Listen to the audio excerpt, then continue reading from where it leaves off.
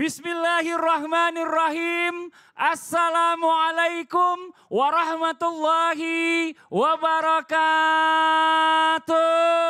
Waalaikumsalam warahmatullahi wabarakatuh. Jamaah. Yeay. Oh jamaah. Yeay. Alhamdulillahirrabbilalamin. Allahumma salli ala Sayyidina Muhammad wa ala ali Sayyidina Muhammad. Rabbis rahli sadri wa yassirli amri wa lu'uqdatam min lisani yafqahu qawli. Shadaqallahul azim. Jamaah Islami Tinda yang dirahmati Allah, Masya Allah. Alhamdulillah hari ini kita bertemu lagi di Islami Tinda dan terima kasih banyak buat jamaah dari Bengkulu. Tepuk tangan dulu dong yang sudah mampir ke studio, Masya Allah. Dan juga jamaah Islami Tinda yang ada di rumah yang dirahmati Allah. Ya sebelum kita mulai pertemuan kita hari ini, membahas tema kita pagi hari ini, kita lihat dulu berita yang lagi viral. Wah ini ada pegawai Kementerian Komdigi jadi tersangka kasus judi online. Nauzubillah, ini dia tayangannya. Aduh ya bu kaget saya. Hah? Kenapa bu? Orang sekarang kok nggak ada rasa syukurnya ya mas ya. Iya, bener. Udah dapat kerja bagus-bagus. Makanya. Malah disalahgunain. Nah makanya bu, zaman sekarang tuh begitu emang bu. Ibu kalau mau marahin aja bu. Zaman sekarang banyak yang nganggur, pengen nyari kerja susah ya bu ya. Iya. Udah dapat kerja malah disalahgunain. Iya. Kesel loh kita mas. Ya pastilah bu. Abisnya kita jadinya nggak ikhlas. Oh iya. Dengan kejadian ini. Nah ini dia yang bahaya nih Ustadz Maulana. Nih kalau udah begini gimana nih Ustadz nih? Iya Bu, dengan ibu siapa Bu? Bu Nisma dari Ayo, perkenalkan. BKMT Bengkulu. Bu Nisma, Masya Allah. Tepuk tangan dong Coba, dari Bu Nisma, BKMT Bengkulu. marah dong sama yang di rumah dulu. Iya saya marah tuh dengan Coba, 4 coba. orang tadi. Ih kamu udah nyalahgunain. Ya. Kita yang lainnya mau cari kerja susah loh Ustadz. Oh. Kok dia malah kayak gitu. Ngomel kan Bapak sih minta diomelin. Bu, bisa pegang ini? Iya. Boleh. Ayo pulang. Makasih banyak buat Ibu Risma. Tepuk tangan dong, Masya Allah. Silakan Ustadz, disampaikan nih komentarnya nih. Dan Ustaz Sams. Bismillahirrahmanirrahim. Allahumma salli ala sayyidina Muhammad wa ala sayyidina Muhammad. Satu hal buat kita, jangan sampai kita menyalahgunakan jabatan. Sampai bisa membuat orang-orang gak percaya lagi dan ikhlas untuk membantu kita. Ketika kita diberi amanah, betul tadi kata ibu, bagus itu. Orang susah-susah cari kerjaan, ketika dia dapat kerjaan, dia menyalahgunakan. Ketahuilah ketika kita dapat jabatan, berlaku adillah dalam memegang jabatan. Dan pergunakan jabatan itu sebagai amanah yang kelak akan diminta pertanggungjawabannya. Yang paling penting, ayo jalankan jabatan itu dengan penuh ketakwaan, takut kepada Allah. Benar. Dan satu hal lagi, jadi apa tuh, Ustaz? adil, kemudian amanah, kemudian takwa. Satu lagi, Apa tuh? bermusyawarah. Oh, Masya Allah. Karena dengan adanya saling mengingatkan. Makanya tadi saya minta ibu, Bu, nasehatin supaya saling mengingatkan. Masya Allah. Kesalahan orang, membiarkan orang dalam kesesatan. Nauzubillah, summa nauzubillah. Tepuk tangan buat Ustadz Maulana, Masya Allah. Benar kata Ibu tadi. Kita nih banyak jadi manusia ini kurang ikhlas. Apa sih ikhlas Bu? Ibu udah ikhlas belum? Ikhlas itu kalau kata Ustadz Maulana gampang di mulut, susah di hati. Tuh 2, 3, gampang di mulut, susah di hati. Di mulut gampang, ikhlas tapi mukanya gak enak dilihatnya gini. Ya Bu ya, ini Masya Allah ternyata ada wajah-wajah yang mungkin penyakit yang tersembunyi di balik kata ikhlas kita. Dan ini ternyata bisa merugikan kita sendiri, nauzubillah summa nauzubillah. Hari ini kita bahas ya, temanya bagus banget, temanya sih adalah nih. Ikhlasi tapi titik-titik. Nah maksudnya gimana nih? Nah coba kita lihat lagi sebuah video tayangan ya. Tentang tidak ada yang lebih baik selain ikhlas memberi. Ini dia tayangannya. Masya Allah ya, kita nih. Enggak sebelumnya. Apa tuh? Itu alamatnya di mana ya? Belum tahu, saya juga mau daftar juga. Tapi ya, ini Masya Allah ya, kita gak boleh lihat sesuatu tuh kadang-kadang nih mulut nih sumpah serapah atau mungkin ria, ujub tuh orang gitu. Gak boleh begitu, kita tuh harus husnuzon ya Bib ya. Biarin aja bagus. Masya Allah.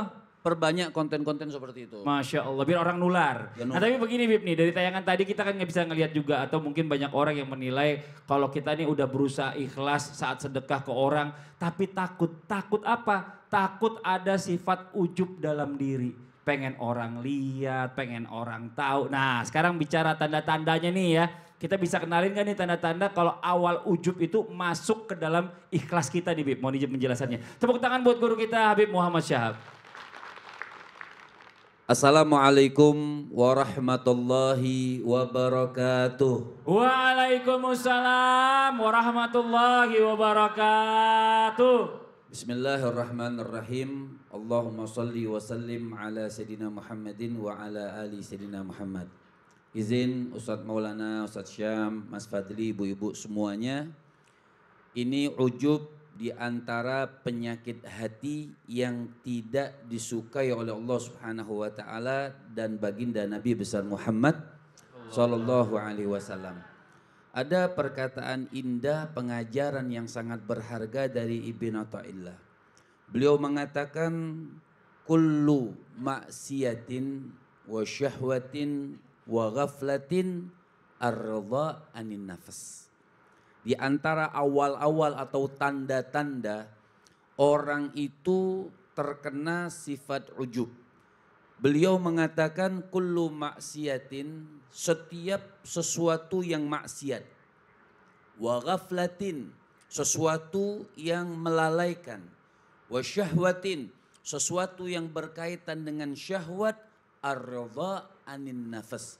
Mereka bangga puas dengan dirinya. Merasa bangga dengan dirinya. Orang yang merasa bangga dengan dirinya itu tanda-tanda mereka terkena penyakit ujub. Penyakit yang sangat tidak diridhoi oleh Allah Subhanahu wa taala.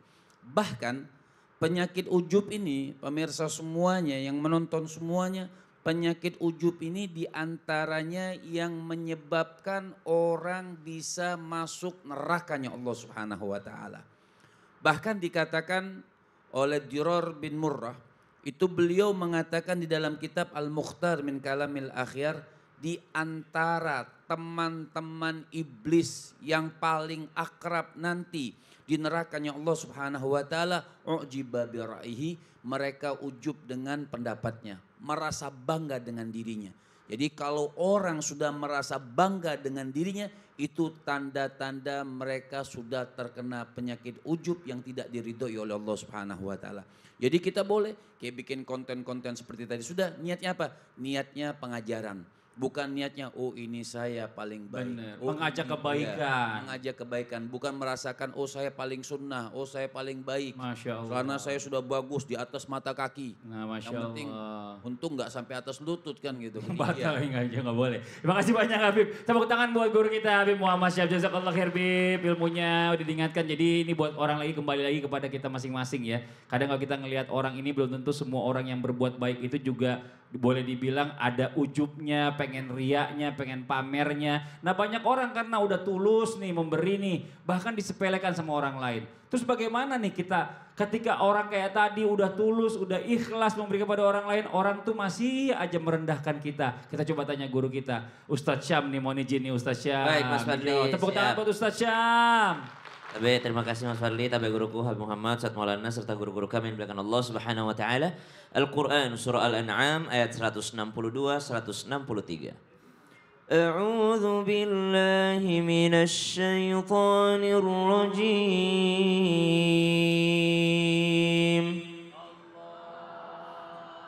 Qul inna salati wa nusuki wa mahyaya wa mamati lillahi rabbil alamin. Allah La syarika lah wa bidzalika umirtu wa ana awwalul muslimin.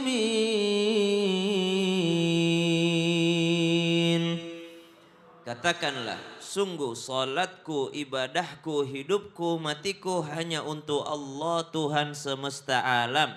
Ada pertanyaan muncul, orang yang sering tulus, kadang dia ikhlas, tapi ternyata disepelekan. Ibu tahu Nabi Nuh alaihi salam? Nabi Nuh alaihi salam berdakwah berapa lama? 950 tahun. Subhanallah. Berapa orang yang memujinya? 80 orang doang. Subhanallah. Apakah Nabi Nuh itu disepelekan? Disepelekan sama yang lain. Buktinya yang ikut kepada kapalnya, bahteranya hanya 80 orang. Tapi apakah disepelekan oleh Allah? Tidak. Justru dimasukkan terhadap nabi-nabi yang ulul azmi. Yang mana Nabi SAW diminta untuk mencontoh daripada Nabi Nuh kesabarannya. Fasbir kama sabara ulul azmi minar rusul. Tingkatan kenabian Nabi Nuh sangat tinggi sekali. Hanya Nabi Muhammad SAW di atasnya. Bahkan dikatakan Nabi Nuh alaihissalam termasuk di antara ulul azmi yang sangat sabar, berarti dapat pujiannya dari Allah Subhanahu wa taala. Apakah disepelekan sama manusia? Disepelekan. Buktinya hanya 80 orang saja yang ikut kepada kapalnya, bahteranya. Maka jikalau ditanyakan orang ikhlas kadang disepelekan, dari dulu jangankan kita manusia biasa yang belum tentu benar amalnya, seorang Nabi Nuh yang termasuk golongan ulul azmi saja disepelekan, diremehkan oleh manusia, tapi tidak diremehkan oleh Allah Subhanahu wa taala. Itulah makna ikhlas. Kita pengennya dipuji sama Allah, bukan dipuji sama manusia. Meskipun seluruh manusia menyepelekan, tapi Allah yang memuliakan. Tepuk tangan dong Bu. Ini Masya Allah luar biasa. Benar harusnya Ustaz Syam ya. Jadi kita jangan berbuat sesuatu itu karena pengen lihat orang. Tapi karena Allah sekali. aja. Masya Allah. Siap. Jazakallah khair. Makasih banyak Sama-sama, Ustaz Ustaz Syam. Fadli. Nah ini buat jamaah Islam itu yang ada di rumah nih. Jangan kemana-mana dulu ya. Kita lanjutkan lagi pembahasan kita. Setelah yang satu ini. Tetap di Islam itu indah. Jamaah.